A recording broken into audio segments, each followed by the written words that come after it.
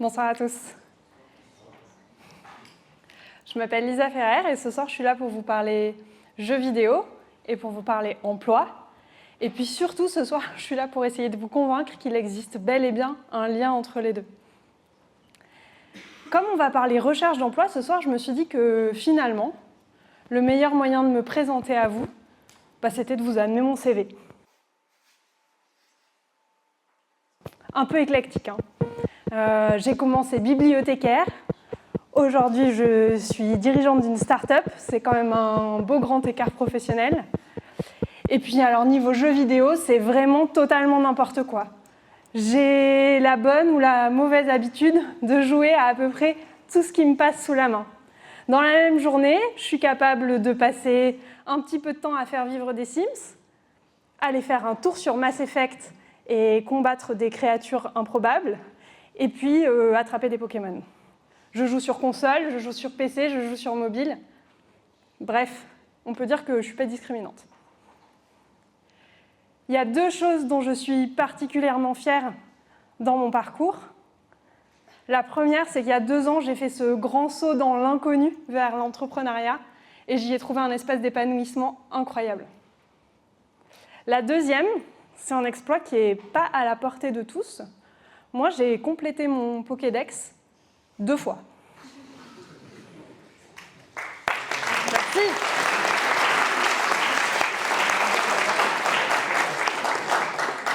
Une première fois sur Pokémon jaune, Game Boy Color à l'époque, et puis une deuxième fois sur Pokémon argent. Et comme on ne dit jamais 203, je continue à m'entraîner sur Pokémon Arceus en espérant boucler la boucle. Il y a un point commun entre ces expériences, entre l'entrepreneuriat et mon Pokédex. Il n'est peut-être pas évident au premier abord, mais dans les 2 cas, j'ai eu besoin de persévérance, certains diraient d'obstination parfois. Ça m'a amené une bonne dose d'apprentissage et je me suis dit, finalement, pourquoi pas faire voisiner les deux sur mon CV? Ça vous paraît absurde? Ça vous paraît peut-être même ridicule? Le jeu vidéo, c'est un truc d'ado. C'est même pas très bon pour les ados, en fait. Le jeu vidéo, ça rend bête, ça rend méchant. C'est pas bon pour la concentration. Est-ce que vous en êtes bien sûr? Les neurosciences et la psychologie cognitive se sont intéressées ces dernières années aux jeux vidéo, et notamment aux effets qu'avait le jeu vidéo sur notre cerveau. Et les conclusions qu'ils en ont tirées sont plutôt à contre-courant de l'image qu'on en a dans les médias traditionnels. Les jeux vidéo ont un effet positif sur nos performances et permettent d'améliorer les compétences cognitives.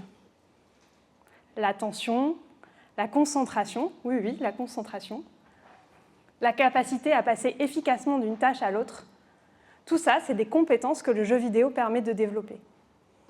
Et puis le jeu vidéo, ça ne rend pas spécialement violent. C'est même en fait plutôt une source de stabilité émotionnelle, voire, attention, de bien-être pour les joueurs. Quand on joue aux jeux vidéo, on peut explorer une part de sa personnalité avec laquelle on n'est pas toujours à l'aise dans la vie réelle. On peut laisser libre cours à des sentiments parfois violents, au point que même des psychothérapeutes et des psychologues s'en servent aujourd'hui comme un outil thérapeutique, un moyen d'échanger avec leurs patients dans un espace sécurisant où ils se sentent bien.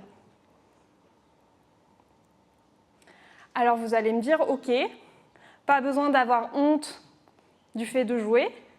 De là à passer ma pratique de jeux vidéo de la case loisir à la case compétence de mon CV, je ne vous sens pas encore 100% convaincu. Et pourtant, le jeu vidéo a tout à voir avec l'apprentissage. Finalement, le but d'un jeu, qu'est-ce que c'est? C'est de vous amener sur un chemin, de vous faire progresser pour que vous puissiez faire face à des challenges de plus en plus complexes. En fait, c'est un peu comme l'école. C'est même mieux que l'école, parce que le jeu vidéo, il vous donne envie de passer du temps dessus. Si votre prof de maths ou d'histoire avait été aussi bon que les développeurs de Fortnite pour vous passionner pour sa matière, vous n'auriez peut-être pas la même orientation professionnelle aujourd'hui. Tout le sel d'un jeu vidéo, c'est d'arriver à bien doser la difficulté. C'est de vous promettre des récompenses qui ne soient pas trop faciles à obtenir, pour pas que vous vous ennuyiez, mais qui ne soient pas non plus trop difficiles, sinon vous abandonnez. Et ça, pourquoi c'est important quand on apprend? Parce que dans le cerveau, les circuits de la récompense, ils sont directement liés à la production de dopamine. Dopamine, c'est cette substance chimique qui est l'ingrédient principal quand on parle de plasticité cérébrale. Et en fait, la plasticité cérébrale, c'est la capacité qu'a le cerveau à se modifier quand on apprend. Alors, est-ce que vous savez quels sont les jeux les plus efficaces pour ça? Je vous spoil tout de suite, ce n'est pas l'entraînement cérébral du Dr Kawashima. Je vois qu'il y a quelques connaisseurs. Et ce n'est pas non plus Adibou. Les meilleurs jeux vidéo pour développer ses compétences cognitives, c'est pourtant les jeux vidéo les plus haïs dans l'opinion publique. Call of Duty, Fortnite, Doom, ce sont des first-person shooters, des jeux d'action et de tir à la première personne. Et pourquoi est-ce qu'ils sont aussi efficaces pour développer le contrôle de l'impulsivité, la concentration ou l'attention? Parce qu'ils sont exigeants. Parce qu'ils en attendent beaucoup de vous. Et parce qu'ils savent très bien doser leur mécanique de récompense. Vous connaissez tous Minecraft? C'est carrément devenu un espace pédagogique aujourd'hui, utilisé par des enseignants du monde entier, parce qu'on a découvert que des enfants qui jouaient régulièrement à Minecraft développaient des compétences en résolution de problèmes complexes. Final Fantasy, c'est un peu plus pour les connaisseurs. Final Fantasy XIV, c'est ce qu'on appelle un MMORPG, cette espèce d'acronyme hyper compliqué pour dire que plein de gens vont se retrouver en ligne pour jouer à un jeu d'aventure en équipe. On a interrogé 118 joueurs et en fait, on leur a demandé de raconter leurs expériences en jeu. On a analysé leurs discours et un petit logiciel en a extrait un certain nombre de compétences. Et vous savez ce qui est ressorti? L'entraide, le sens du collectif, l'empathie, la capacité à gérer des groupes importants ayant des compétences variées. Est-ce que vous commencez à avoir le lien avec l'emploi? On a parlé empathie, on a parlé résolution de problèmes complexes, on a parlé attention, perception. Est-ce que vous savez comment on appelle ces compétences dans le monde du travail? On appelle ça des soft skills. Ces fameuses compétences transverses qui ne sont pas propres à un métier en particulier, mais qu'on va retrouver dans l'ensemble du champ professionnel. Ces compétences douces pour les francophiles, en fait, on peut les opposer aux compétences techniques.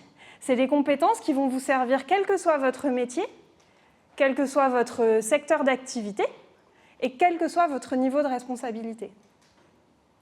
On en parle de plus en plus parce que les transformations du monde du travail s'accélèrent. En 1987, une compétence technique avait une durée de vie moyenne de 30 ans. Aujourd'hui, cette durée de vie est passée à 5 ans.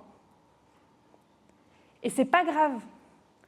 Des métiers qui se transforment, il y en a toujours eu, que je sache, personne n'est choqué par le fait qu'il n'y ait plus d'allumeurs de réverbères dans nos rues. Par contre, on a besoin des soft skills pour faire face à ces transformations. Les entreprises l'ont d'ailleurs bien compris. Aujourd'hui, 7 des 10 compétences les plus recherchées par les entreprises, ce sont des soft skills. Et les recruteurs, ce qu'ils nous disent, c'est que les soft skills, c'est parfois plus important que le diplôme quand on cherche la bonne personne. Alors la prochaine fois que vous chercherez le petit plus à mettre dans votre CV, et du coup, vous n'oublierez pas votre jeu vidéo préféré. Merci et bonne soirée à tous.